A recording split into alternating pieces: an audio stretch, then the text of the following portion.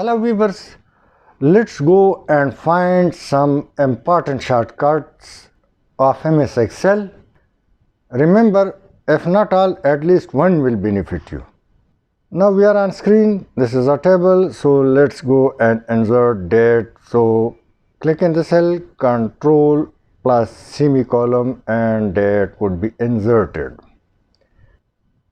Now just add control shift semicolon or additional shift, so time will be inserted from your system. Now let's get down the data of above mentioned cell and below, and don't use copy paste, so control D and that's done. Now shift the data from left cell to the right cell, control R, and there is no need of any copy or paste, it's time saving.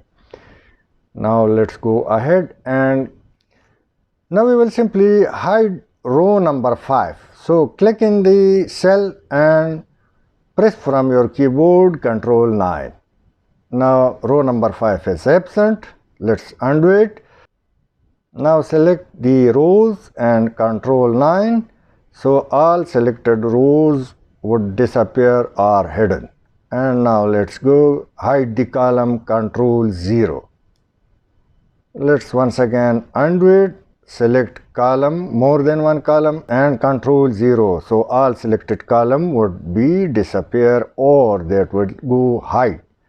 Now select the entire column and Control T. The table would appear along with the filter. It's a very good shortcut for using the filter. Let's undo it. Now click in any cell. This is the second method of the same.